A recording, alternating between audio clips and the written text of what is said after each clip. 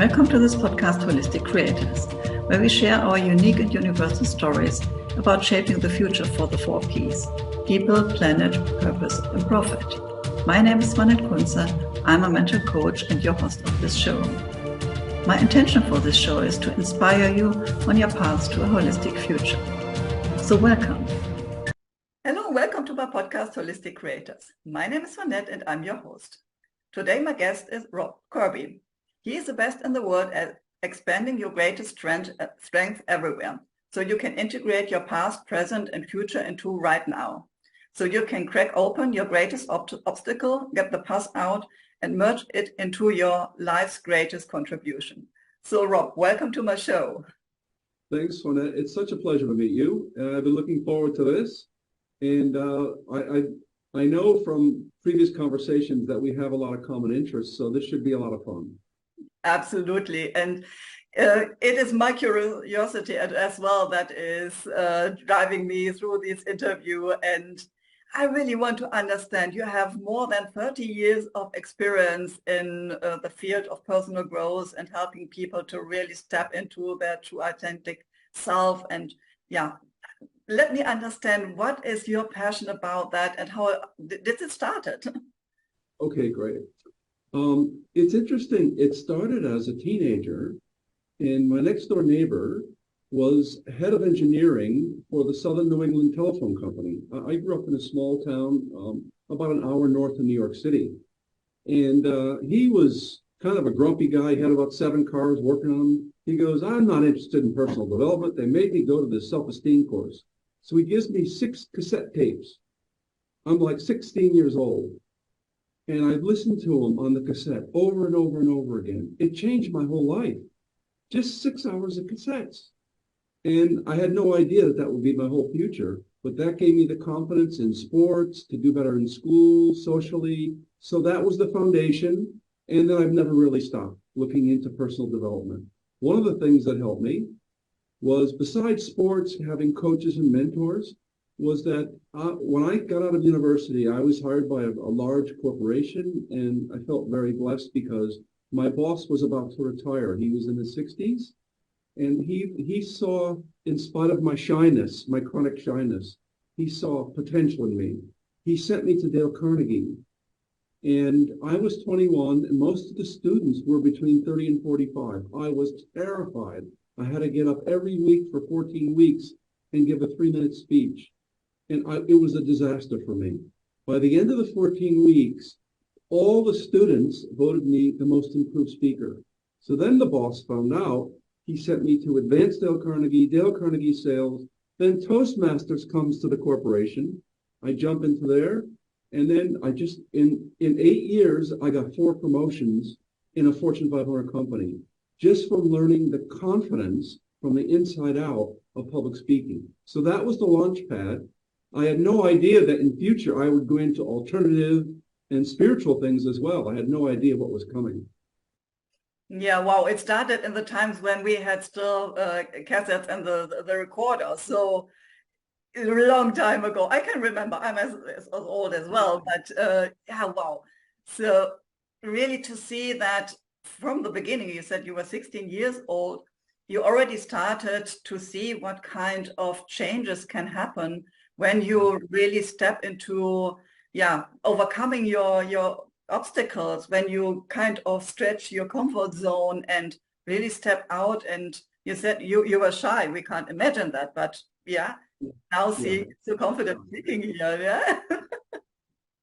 So, I feel as though I was in the grassroots of personal development when, it was very popular in Europe and in California and the New York area too.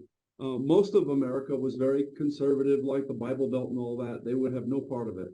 But I took a job at Hughes Aircraft in California, so I moved out of the New York area, and I landed in the path where there was Maryanne Williamson, Tony Robbins, Deepak Chopra ended up being my neighbor. I lived in the same community as Tony Robbins. I didn't know it. I just saw a beautiful neighborhood and I moved into it, and I met all these interesting people. And before you know it, I had promotions at his aircraft, and they wanted me to move up the corporate world, but I was so bored with those engineering meetings, I couldn't wait for the weekend to come so I could attend another personal development workshop. So I eventually left, and that was 33 years ago. It's taken me all over the world, and I've absolutely loved every minute of it. I've made my mistakes and learned from them, but I've had wonderful mentors on a spiritual level, on the work of character analysis, and coincidentally, I've had a fair few German teachers, Wilhelm Reich and Sigmar Gherkin, and I was a big fan and student of Carl Jung's work, but I integrated that into body psychotherapy, energy work, and then the spiritual work about expansion. One of the things I think the listeners, viewers may be interested in is the idea of expansion. One of the things I learned, because I did all the NLP and mindset and all that and learned a lot from it, but I always felt like there were deep emotional problems that I was holding in from my childhood. And I felt I was trying to stuff them down and override them. And one of the things I learned is that I was trying to let go of the past instead of making that my strength, my ladder, my stepping stone. And then I started to learn about expansion. And I started to realize that I was playing, even though I did all this personal development, people enjoyed my workshops, I had my foot on the brake and I couldn't believe it. So I started working on expansion. Now, people talk a lot about body language, eye contact, the authenticity of your feelings and your voice. All those are valid. I learned all that in the public speaking classes. I'm not talking about that. I am referring to your expansion into the universe 24/7, all day, every day. There are no limits into how much we can expand. We are connected to everyone and everything. And it's almost incomprehensible for most human beings because we're brought up in a certain way, in a certain culture, a certain tradition. Teachers teach us these mainstream things typically, and we grow up to be a certain person and a good person who has strengths and problems like everybody else. But I think most people, and the ones that are drawn to my work, know they are extraordinary beyond their imagination. And that's what I help them do. That's the first thing, because I think, I love what Albert Einstein said, you can't solve a problem from the mind or the consciousness that created it, and that everything is energy. So when I learned that, I realized I'm connected to everything. So I know that the ancient mystics from some different cultures in medieval times said, your flowing out is equal to your flowing in. And the scientists of the day laughed at them. They're just spiritual, don't listen to that stuff. It's all. And guess what they found in the 20th century? Outflow equals inflow. They could measure it then. Then it got everybody's attention. Your flowing out is your flowing in. And for every action, there's an equal and opposite reaction.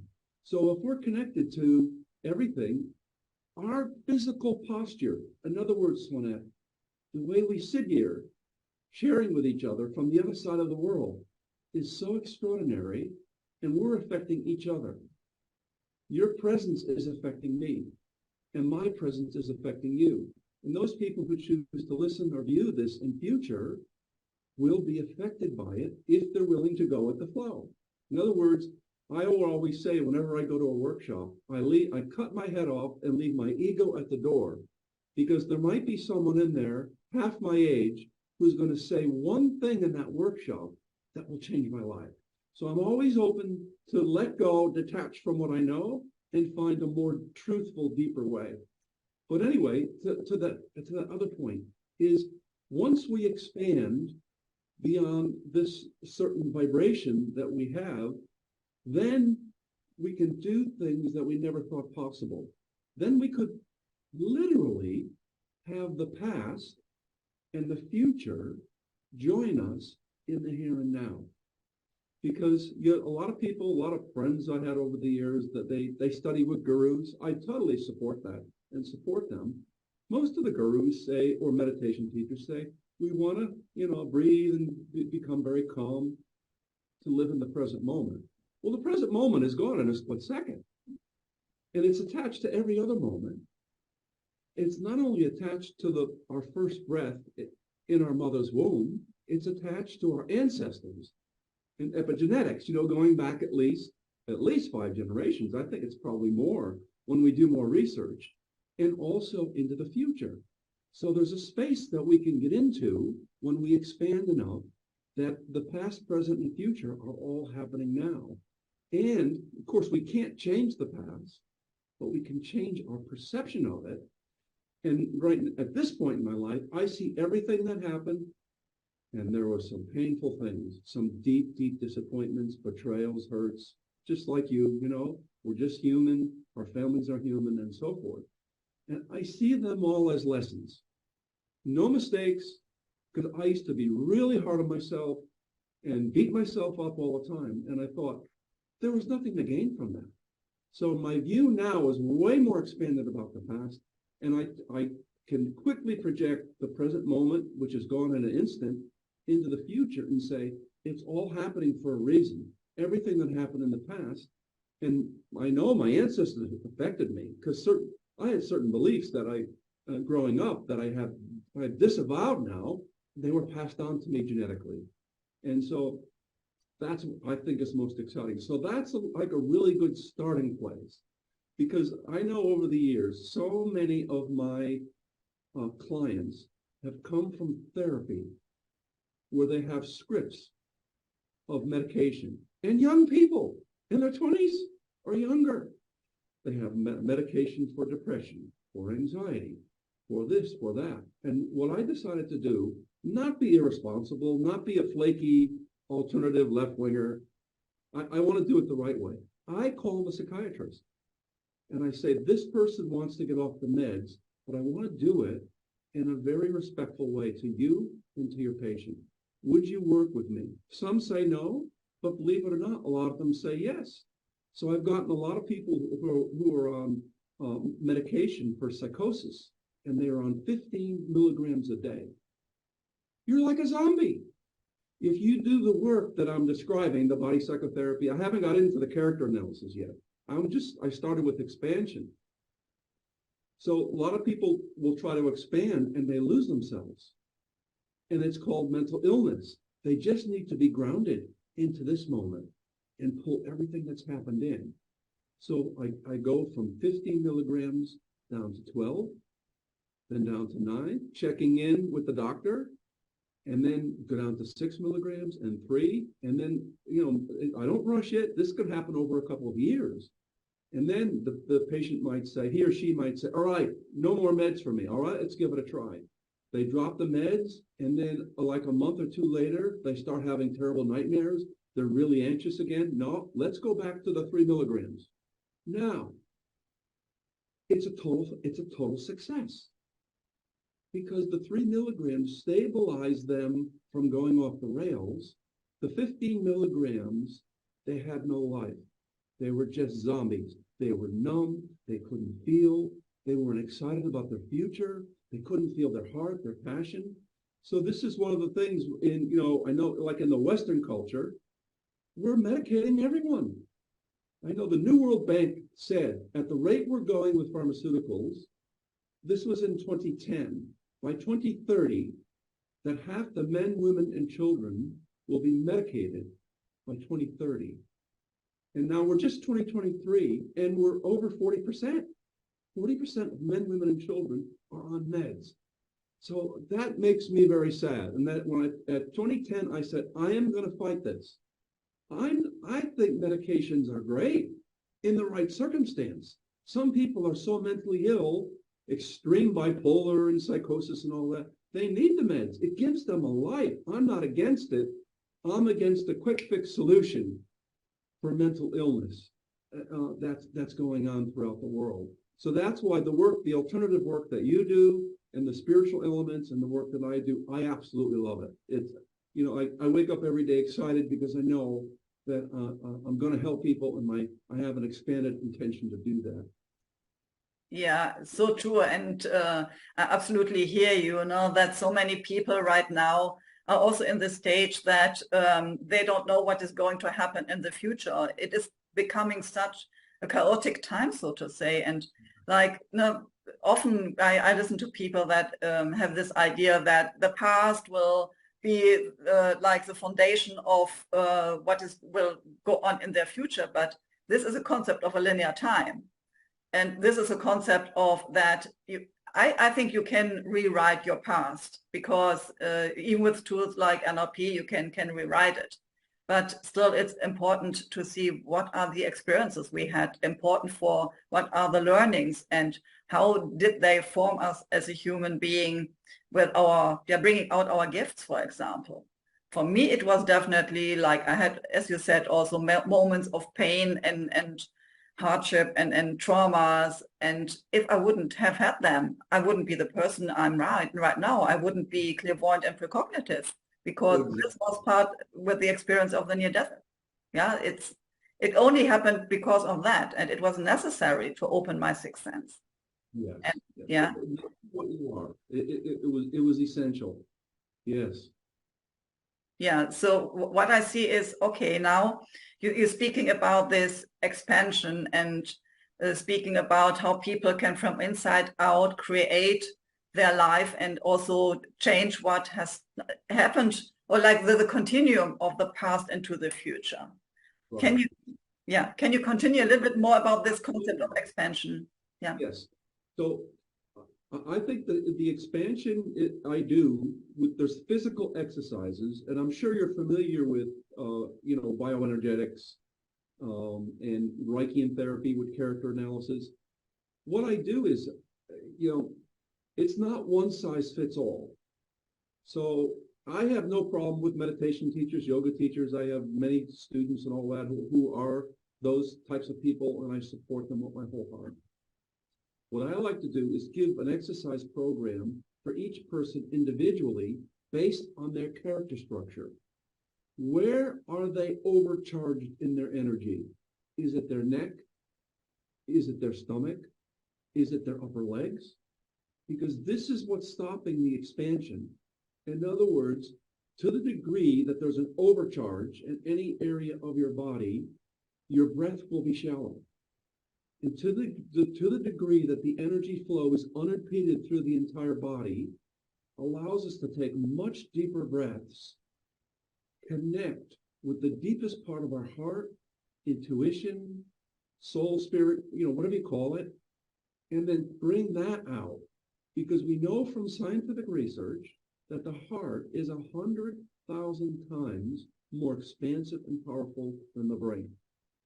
And that when the heart is accessible, when it's expanded and the energy flows in and out of it, it actually communicates with the brain more than the brain communicates with the heart. And so when I found this research, and I'm very thorough about my research. I read all the studies and all that, the case studies and the scientific research that's gone on in these areas, and then I try to take the best of it and integrate it into my work, giving credit. So that's why I always say I have lots and lots of mentors, but then eventually, like yourself, you make the work your own. You make it your own specialty based on your gifts, your skills, your experiences in life, and you bring all these things together. So what happens then? To the degree that the energy of life flows unimpeded through the body, we are able to experience this moment with focus, but also including the past and the future.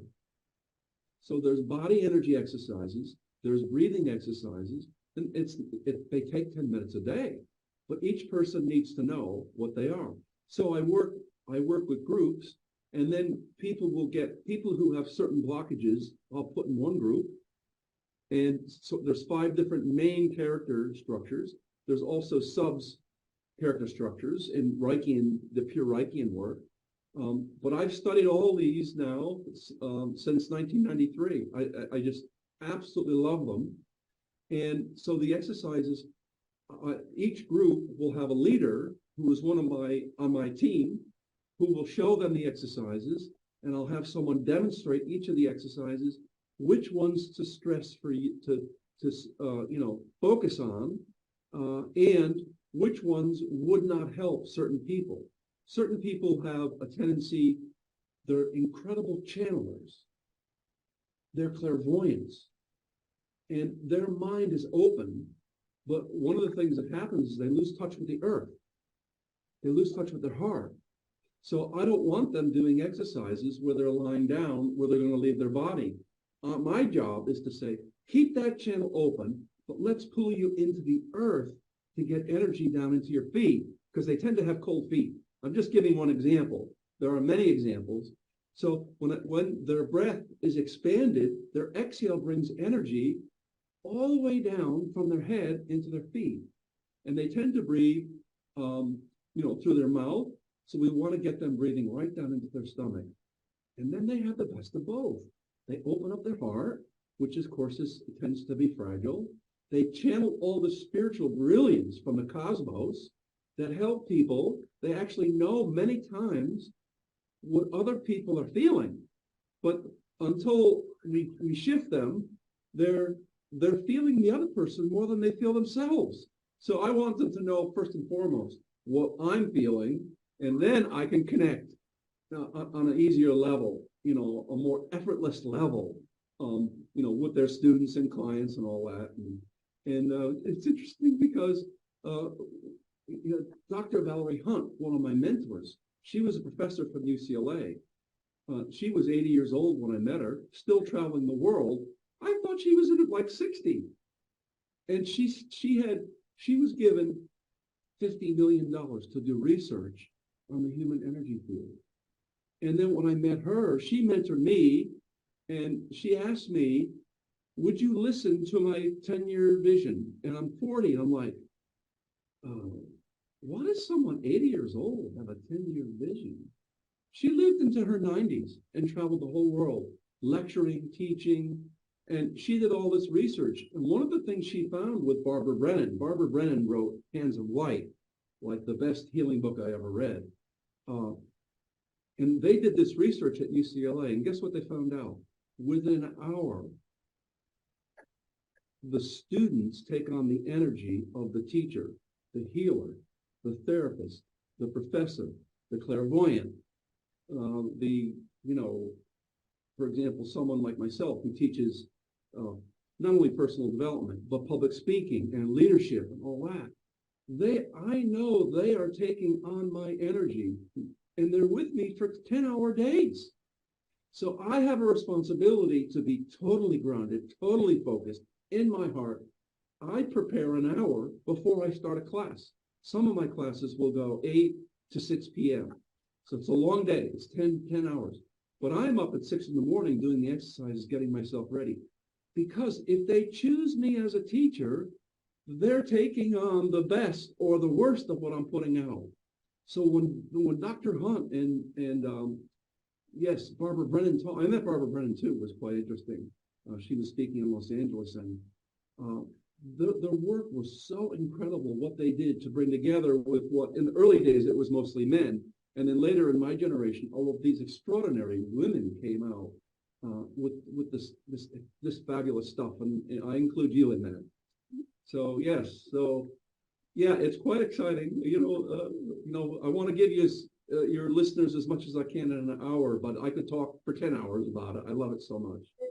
Yeah, and it is so interesting. You just described me. I'm always like this open channel, and I'm getting all this information and feelings, and I'm really an immense empath as well. But it is like, no, I'm not very good grounded, and I'm listening to you. So, okay, breathe into the stomach. Connect to the earth. So even we have an interview, I have my learnings. Yeah, and also understanding that this is not about woo-woo stuff. There's so much science behind what is happening within the body and within our connection to the quantum field. And I'm an engineer as well, so I'm so curious about understanding why this is happening, and if we can prove what we are doing, and that this is really coming from yeah, also a science aspect, no? That we now connect spirituality, personal growth, and science together, and it becomes more obvious that what we are doing really has a massive foundation.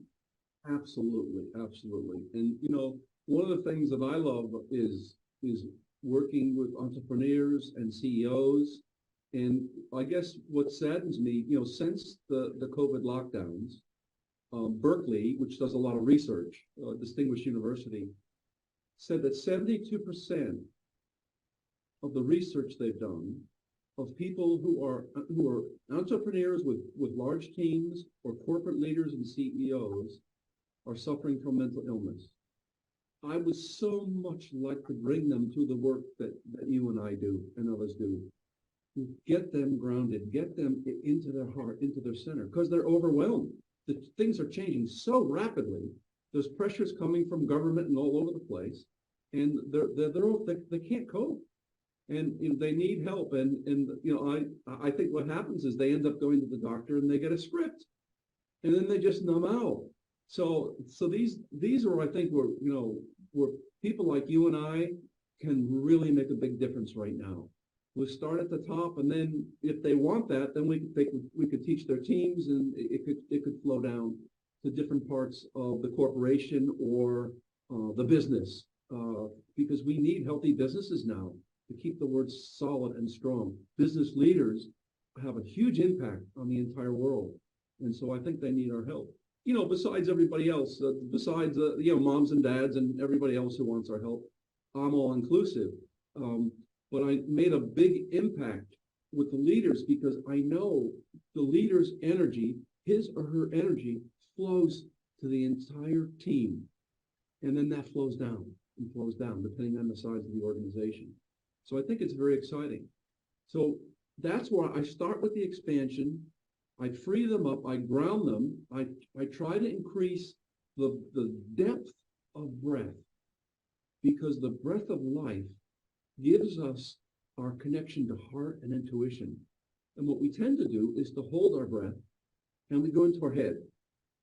And also if people spend sometimes all day with technology, their mind is overwhelmed with information. And so they're trying to process it and they disconnect from the body. And I can tell when they walk into a room, you know, just looking at them, you know, they're smart, they work hard and all that, but they're disoriented. You know, they're not connected or grounded to who they really are, to their true greatness. And they may have a gift, they're good at technology or they're good at finance or whatever, and that's fine. But you know, maybe they're only touching a third of their extraordinary talent. That's the point I'm making. So that first step I told you, Swanette, is to get them to expand so they could start to see that they're unlimited and the past and the future are all fantastic and they're right at your fingertips right now. That's step one. It does take a while. I don't rush it. You know, I don't believe in quick fix personal development. It doesn't last. It lasts for a little while. People get all excited. They're jumping up and down and cheering. But the minute you hit another challenge in life, we go back to square one. We go back to our main defenses that we had from that we put in place as children. And, you know, you can't blame people for that. We want to survive. We want to live. But when people learn to go beyond that, to expand beyond that, they have exercises and breathing and things they could do, support groups, and they can be part of that. However, I don't want to stuff down their shadow. Their greatest obstacle, I do concurrently. That obstacle becomes the doorway to their greatness. And like for a lot of people, there's so many addictions today. You know, could be with alcohol or drugs that's numbing out their greatness, or sexual addiction. And that just means there's a split between the pelvis and the heart. That's why people become sexually addicted. And, you know, you'll see a lot of people in the business world do that. They can't cope, so they're going out and having hookups. And then, of course, that contracts their soul and their heart because they know there's something not in truth. They know, but they can't stop it. So the way we overcome that is to get that energy out. What is the darkness? Where did it start? It often happens in early childhood, where they are exposed to things that were not appropriate for them. And they stuff it down, then they act it out as either as teenagers or adults. And then, we look at the pornography industry is one of the, not only pharmaceutical drugs, street drugs, pornography, these things are growing at the speed of light. So this is, I'm sure you and I share this same concern for humanity. So I want to work with that. I don't never shame people for their shame. They have to use that and transform that, because at the deepest level, all the addictions are grounded in shame. Feeling that they're not good enough, that there's something flawed or defective about them. And so we get this out. When people love the shame, when people begin to love the shame, the addictions dissipate. And that energy that was put into that addiction runs into the heart and then into the brain and fuels the greatness that's expanding out to the entire universe. And so that's why I love it. Sometimes it takes people longer to share it with me. I'm okay with that. I don't pressure them. It's when they're ready. And I've had so much work and people say to me, "Hey, Rob, have you lost your mind? What does sexual abuse have to do with a CEO's responsibilities or an entrepreneur's responsibility?" Everything. Because you might have people on your team who are acting out sexually in the community. How many teams don't have that? How many people are wanting people to go out at lunchtime and drink alcohol, which affects the performance for the whole rest of the day? So I think that leaders, whether they're involved or not in acting out some of these addictions, they need to be able to recognize it, not so they could shame the person, so they could get help for them. Everybody needs help, and that's the leader's first job, is to help these people, starting with themselves. So I get people, start with yourself. Let's sort you out first, business owner, entrepreneur, corporate leader. And then I take it to the next level and the next level and the next level. And then they can send their other team members to me, and I can help them. And like someone like you, I mean, how many people have you trained? It'll be countless thousands with the stuff that you're so gifted in. So it's exciting to see that, because if we affect one person at a deep level, they're affecting a lot of other people. So I think that's exciting. So I incorporate the shadow work of Dr. John Pirakos, who was my mentor. He founded Core Energetics. He was a student of Reich. I met him, he was 74, and he died when he was 80, and he mentored me for the last 6 years of his life. And he gave me the best compliment. Said, "You are the leader of leaders and the trainer of trainers, because you're not afraid to go into the darkest regions of yourself and any human being, and you don't shame the people, you don't make them wrong, you don't tell them to stop it or knock it off. You invite it in as a gift. This obstacle is a gift that fuels your greatness, because it just needs to be flipped over to its opposite." And so I do this again. Of course, we do it with psychodynamic.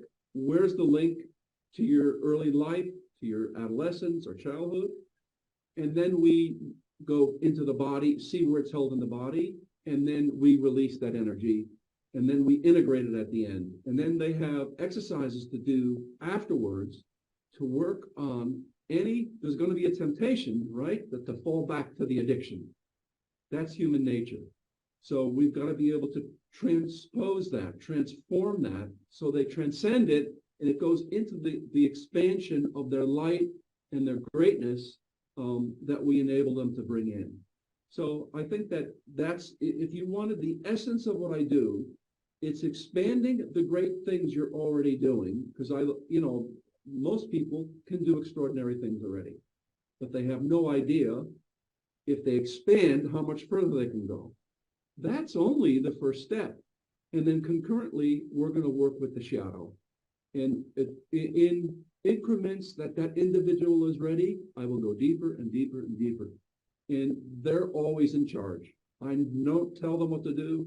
I give them possibilities, and they tell me when they're ready, and then we do it and we go from there. Yeah, wow, this is so amazing work. And Yeah, I see this as well. Like I got a nice metaphor from another guest who said she is kind of peeling the artichoke, and in the middle you find the heart. I Yes, really love this. And this is yes, what we're doing, like layer by layer, going deeper and deeper, doing this shadow work, understanding what are blocking beliefs, what are traumas, and really integrate what are the gifts that come out of that until we are at the core of this person's in their essence and genius zone, and they are connected with body, mind, and soul in one. So this is so amazing. Yeah.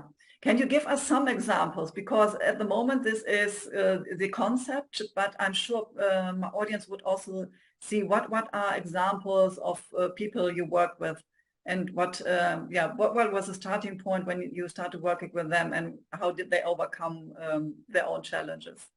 absolutely. So, uh, if time permits, I'll give example of one woman and one man. Would that be okay? All right. Absolutely. All right. So this woman that I was working with, she uh, was a very good businesswoman, and she had she would do events planning, and then what would happen is that she would get involved with one of the clients in a hookup, and she couldn't stop it, and she comes to me for help. And I had attended a John Bradshaw workshop in Los Angeles, and it was held at a hospital for a whole weekend for psychotherapists and psychologists and all that. And it was about the shaming of addictions. And I'm wondering, why wouldn't women go to a female psychologist who specializes in sexual addiction? Why are they coming to me? And it puzzled me. And then I found out John Bradshaw listed the 10 symptoms of female untreated incest victims. I almost fell off the chair. My mother had 9 of the 10 symptoms. And I always knew there was something wrong. I spent my whole childhood trying to make my mother happy, and she was always depressed and addicted to cigarettes.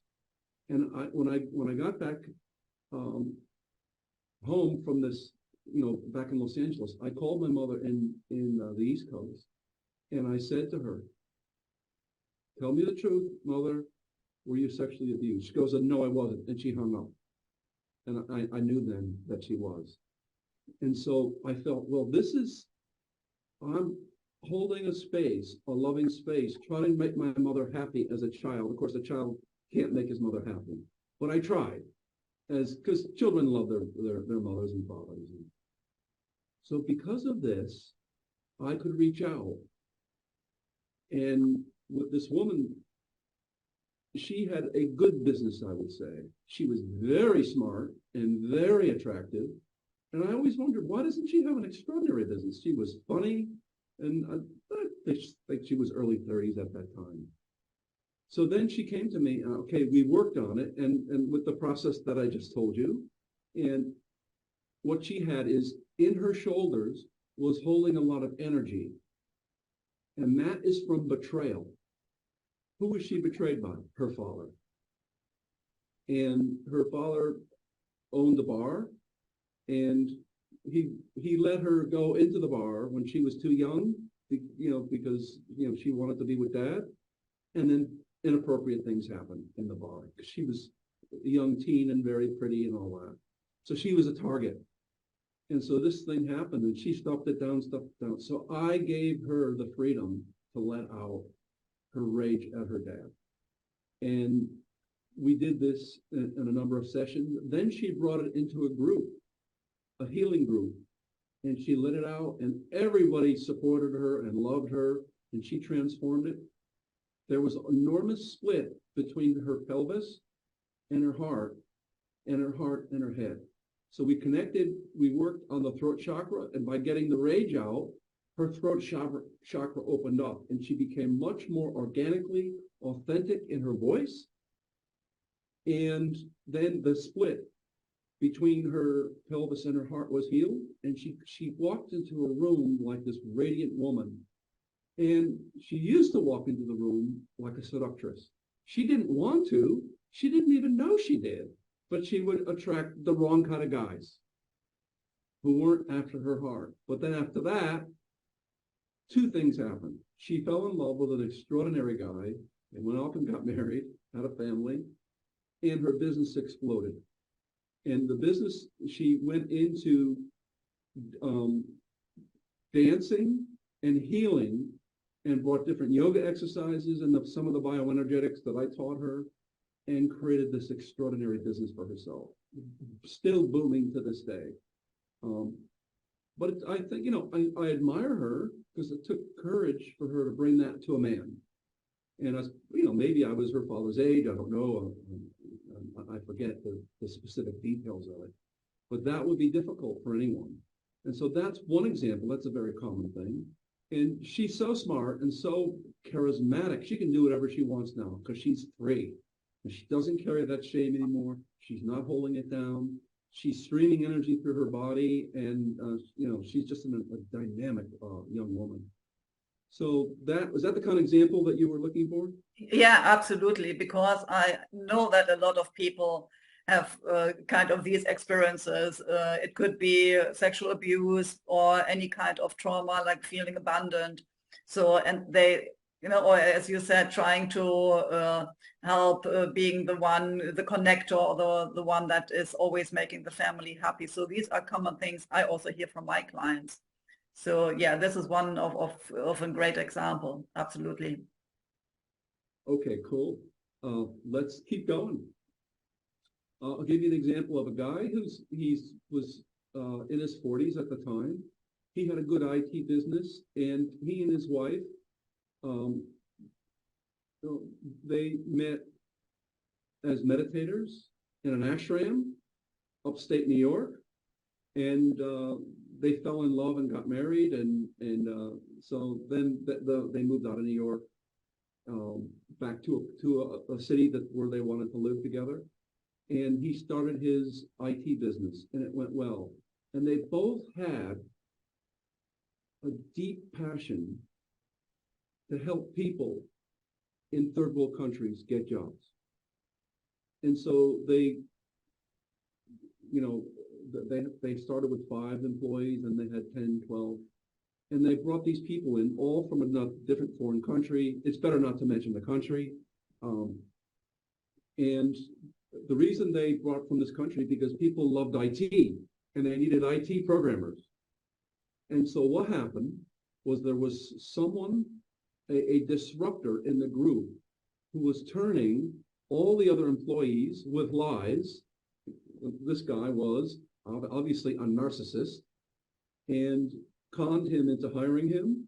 And then he would come to me for help. And he felt compassion because he was originally from Ireland, and his father had a lot of problems. He was violent and all that, and he felt compassion. He wanted to feel compassion instead of hatred toward this guy because he was a meditator. And so the guy turned the group against him. Instead of going up, because he had these enormous products that he was selling all over the world, the business was going down. And I said to him, "You've got to get rid of this guy."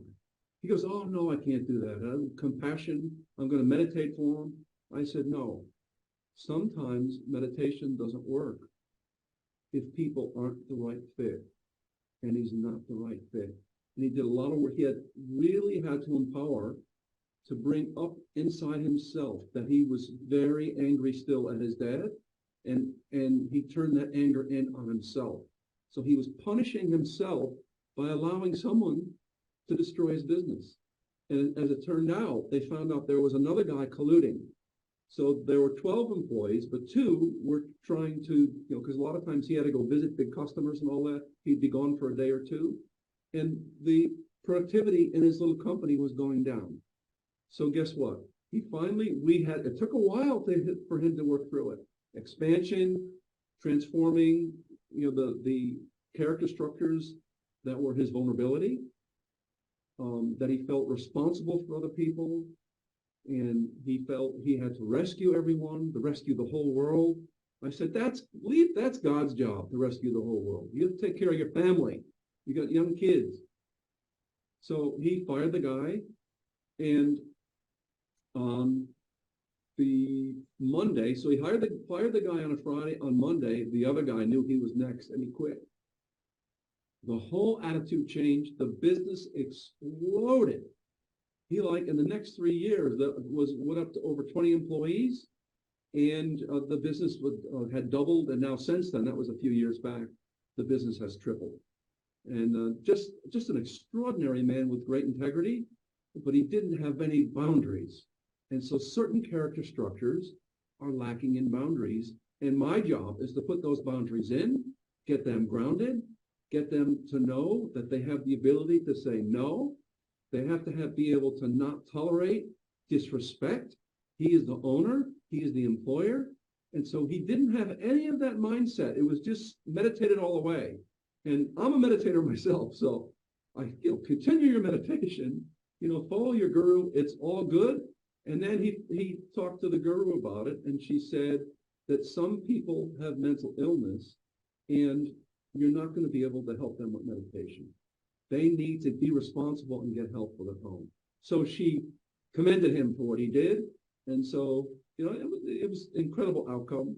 So it's so exciting to share these stories with you, because if you do the work right and you give the person the space to grow, you say, well, let's try this exercise. Let's try this breathing. Between now and when I see you in 2 weeks or in a month, I want you to do these exercises and breathing, and I want you to practice expanding all day, every day. Not just when you're going to a meeting, not just when you're going to a convention and giving a talk, because he was a brilliant speaker, all day, every day. And that's the secret. It's the consistency. It's like someone who wants to go to exercise. If you're going to do yoga exercises, or you're going to go to the gym and do weights, you can't do it once in a while when you feel like it. You have to do it every day. Even when you don't feel like it, that's the day of the biggest resistance. So that's what I love about this work, that it's, no matter what you do, no matter what your passion is, I'm going to get behind you and not tell you how to live, and not say, oh, you need this script because you're not coping. I'd be horrified if that was my life. And so that's why I feel so blessed and honored to serve people in this kind of way. Yeah, and we see how important it is that doing the inner work will have such an impact on the business as well. So, I know I have worked with a lot of companies in personal development, and this was always kind of on the surface. Like, okay, we do need a little bit of communication work and teamwork, all nice, but going really deep and doing this kind of shadow work, and then figuring out what you said, like, what is my true genius? What are also the boundaries I have to set, so that I'm not getting overwhelmed from what is going on in my environment or my business as well. Yes. Yeah. Yes. It's essential. Yeah. I would also include that it is about integrating spirituality into the business. What do you think about that? Oh, I absolutely believe that. And, I think that if people are willing to detach, so when I say detachment, I'm talking about from a spiritual point of view, that you're not attached to anything that happened in the past, any pattern that you have, that you can detach from it and you can let it go. And sometimes a person might come into your life to teach you a lesson. It might be very painful. And to not become bitter, to detach from it, to let it go. I learned my lesson. Some people come into your life to teach you to love yourself, to teach you to transform yourself. And they may not be your teacher forever, or your mentor, or your spiritual healer forever. There will be a window of time and you just say, wow, I'm so glad that she came my way. I'm so glad that he came my way. And so for me, like the spiritual element is first to open the heart, because what happens is a lot of people that in different countries that I've met who are going down a spiritual path, the first obstacle is spiritual pride. So they start to put themselves in a superior position. And I would say to people is, my meditation group isn't growing anymore. I said, well, there's a certain condescending way that you talk down to people. I know you've been meditating for a long time. That's fantastic. But what about your heart? Why don't we expand your heart into it? So there's more of a humanity instead of this spiritual superiority. So I think that's one of the obstacles that I think that I can use, where you have the humanity and the spirituality merging, so it becomes one. Because we're spiritual beings, in these human bodies, and I agree with you. We've got to put both together. And so what I try to do first is to get them expanded, and to me that is the mentors that I learned this from. A lot of them are Zen Buddhist teachers about the expansion. So that expansion is a spiritual practice in itself that you would do every day. And then, of course, whenever you're working in the shadow, the ground of the soul is going to have darkness, because we are here to learn. So whether you call it the Jungian therapy, or you're transforming darkness into light, or lower self-work, or whatever, that in itself is a spiritual practice. But I always leave it to people, if they want to worship a guru, or they're in a religion. I was brought up in a religion. I always honor what other people want to do, and I support that. But I think that it is a spiritual experience to transform darkness into light inside your own heart, because then your soul expands. And remember, I mentioned earlier about there's a place that we could go where the past, present, and future are all merged into one on the other side. Well, that is the soul. That's the only place, because our brain and our heart are time-based. We have a different brain when we're 10 years old than when we're 30 years old or 50 years old, because we keep learning. And the body, of course, ages. We take care of it. Even if we take good care of it, it's still going to age. And so we all have, the human part, of course, has the same destiny. We're born, we live the best we can, and then we die. But the death is really just a rebirth into the soul part. So what I love about the work that we do, that you do, that I do, is that we're working on both simultaneously. We're working on the eternal beingness and the inner beingness of our humanity. They're different levels, but they're one. They talk to each other. So to me, that's the spiritual path. I do a lot of reading on metaphysical books, mystical theology. I love that. Most people I talk to are not interested in that. Maybe they'll do a meditation class, or they'll do a yoga class, and I don't try to, pull them into my path. It's not for everyone. But the things that I learn from these wonderful teachers that have from many different cultures and from different centuries, I try to bring into my work, always honoring the teacher or the author or whoever was coaching me on this stuff. So it's all one, really. I think the spiritual part is, you can't separate that. I hope that answers your question. Yeah, it absolutely. And for me, it's the same. Like, I'm so deep into learning more about all these different areas, and it's a lifelong learning process for me as well. So I'm super attracted to new concepts and more wisdom and new scientific studies, and this is like my scientific mind is getting attracted, and then my soul is getting attracted, and everything together is like, okay, I want to know more, and bring this, of course, into my own work as well. And it's not just for reading it, but it's for expanding myself and understanding more and integrating this into what I can help people with as well. Yeah. Yeah, you're just in our time together. Your energy, the light has just filled the whole room that you're in. It looks radiant. Yeah, and this is because we have such an amazing conversation, of course. Yes, yes, yes. So, what kind of people are normally attracted by you? So, whom are you helping? Well, I typically, being very candid, the people that are more drawn to my work have already done a lot of work on themselves, because otherwise I'd have to take them very, very slowly. And, experienced people like you and I, we would charge more for our services. So people who are typically, they've done all the foundational work, they've done the NLP, they've worked on mindset. Maybe if they're more spiritual, they do yoga and meditation. All of that is fine. So I embrace all of that. So people who have more of a sense of who they are, but they just feel I'm limited, because most people are, even if they've done that.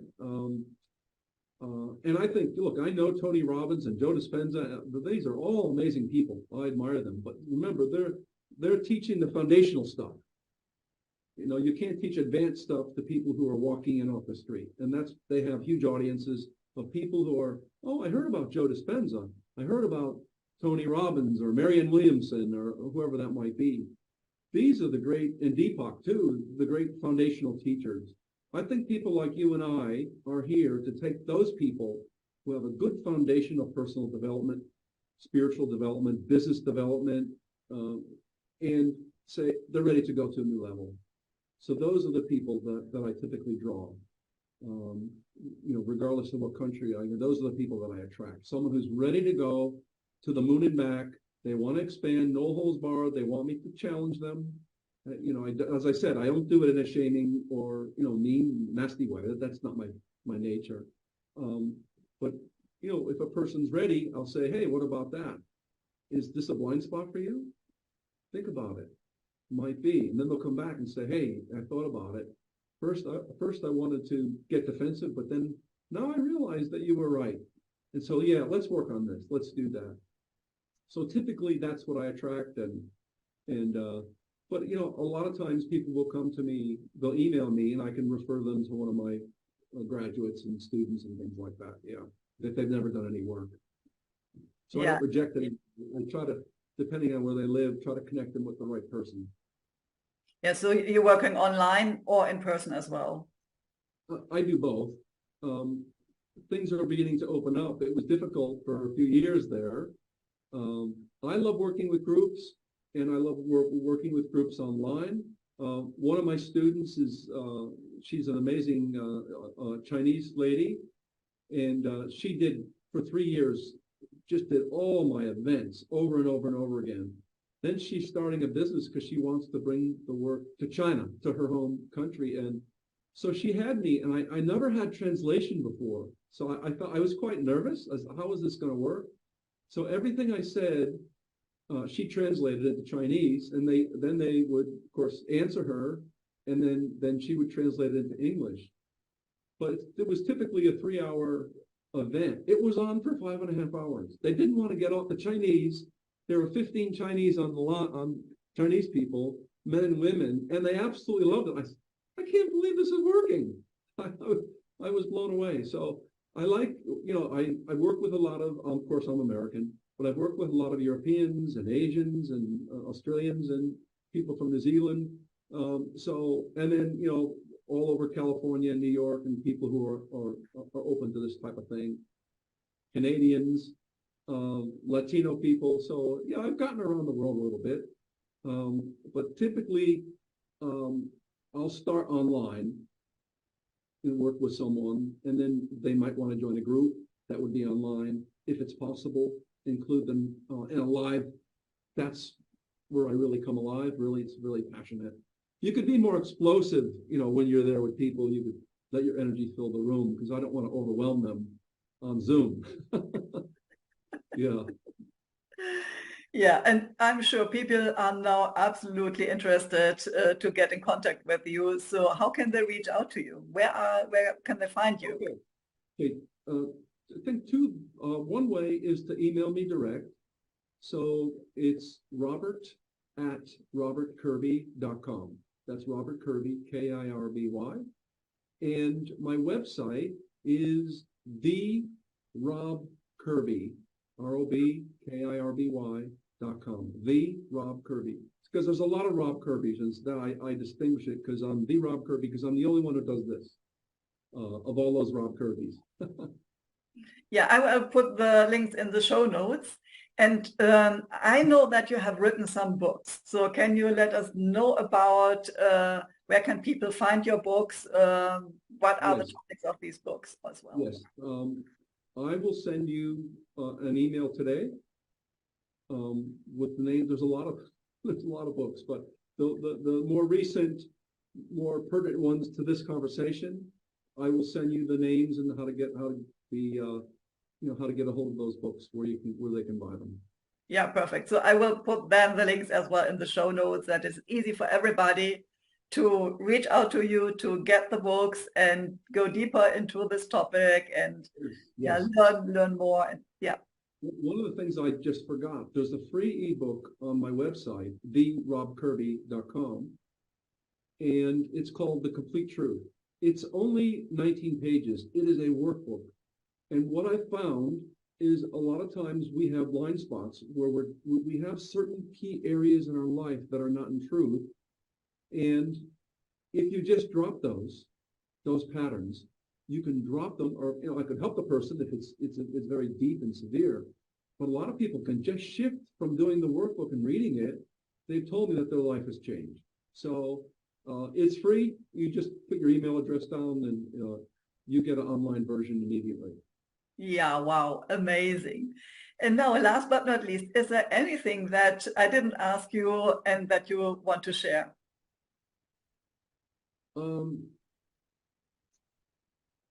Yes, I can tell you this one thing I had to overcome, because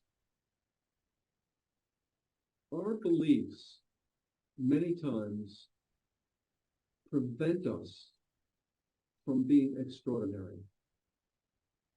And no matter how much therapy you do, if there's something under the grid that's not coming out.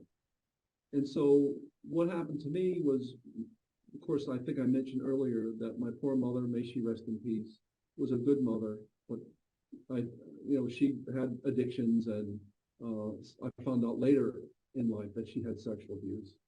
And her mental illness was bipolar.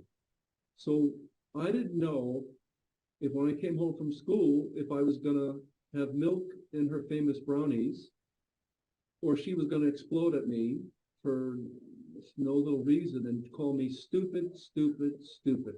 You're the stupidest I never knew. So I went through my childhood thinking I was stupid. So I doubled down in school, in sports, everything. I don't want anybody to know I'm stupid. So now, years later, I'm working for Hughes Aircraft and doing good work. And my boss said, I want you to negotiate this contract with the Air Force. It's $1 billion contract. I flipped out. I said, no. I said, I can't handle that. I'm not equipped. How about the people who have been here 15, 20 years? I'm only with the company, Hughes Aircraft, a few years. He goes, you go to Human Resources and take an IQ test. I was absolutely mortified. And then they called me back a week later and said, your IQ is 137. 140 and above is a genius. The average adult has an IQ of 100, between 90 and 110. Men and women are the same. That's the average. And I couldn't believe it. I said, there must be another Rob Kirby in this. There's 77,000 employees. I was very upset. And she goes, no. Is this your address? Is this your birthday? No, you're a genius. And so it's taken years to integrate that. So there's things that are planted by our parents. We take on the best and worst qualities of both parents, and we love them anyway, no matter what happened. And I do love my mother, wherever she is now. But I think I was hiding that shame. And I think we all have something of shame that we hide. And my boss, he turned out to be my best friend, and an extraordinary, brilliant guy, engineer. He was an optical engineer, and he ended up being president of another company because he's just so brilliant. And so I think that touched me very deeply when he believed in me so much. And then he sent a team of 5 people to support me to the Air Force Base, and I got an award from the president, Outstanding Achievement Award for those negotiations. But if he didn't believe in me, that's why mentors are so important, Swanette. We need these mentors. He saw my blind spot. I didn't think enough of myself, but he did. So that's why I love mentoring so much, because I know what it did for me, and that's what I want to do for other people. Yeah, and you are so amazing. And thank you for being my guest today on this show and sharing all your insights and your wisdom. It was really a pleasure speaking with you. Absolutely. Your presence is so phenomenal. It just blew my mind. I felt so welcomed and supported. There's so much love around you, and you channel all these brilliant things. You're amazing. So I feel that we're lucky to have met each other, and I want to get to know you better. Thank you so much. See you soon. Bye for now. Thank you for listening or watching my podcast, Holistic Creators. If you want to know more about how I can help and support you, have a look at my website, spiritualchangemaker.com. You can also join my Facebook group, Spiritual Changemakers Community. Stay tuned for the next episode by subscribing to this channel. And you also can check the previous episodes.